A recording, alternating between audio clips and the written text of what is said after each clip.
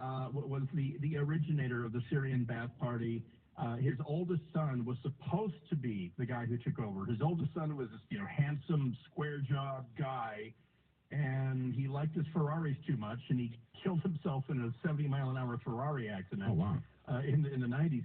And so son number two was busy being an ophthalmologist in London, and he thought, oh, here's my life. He looks like a Q-tip with no chin. Right. He looks like a dark-haired Beaker from the Muppets. So he finds himself in charge. And he also found that he's pretty good at this dictator stuff when challenged, but it's a very wealthy, a very influential family. Now, this is really significant in Southern California, because if you go around Burbank and Glendale, at the gas station that I go to in Santa Clarita, the guy who owns it drives a Mercedes with a personalized plate that says Aleppo, and he loves Assad. He loves Putin, and he loves Assad. Wait, who is this guy? The guy that owns the liquor store?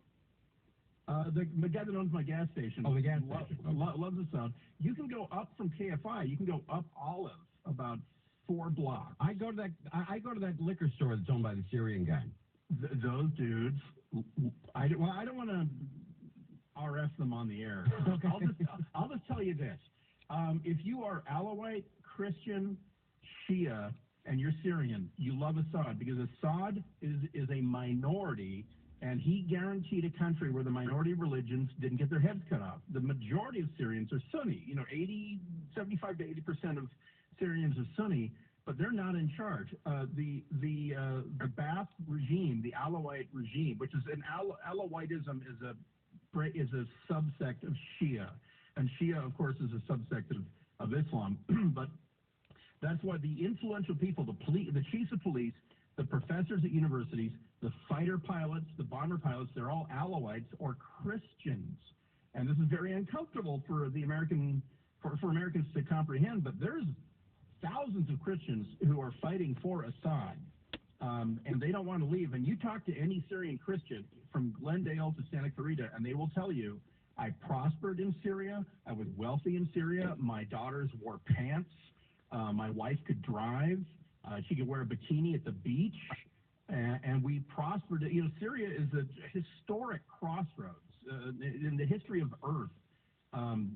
Every important piece of learning or spice or technology walked through Syria, north or south, and it's a very, very wealthy, progressive society.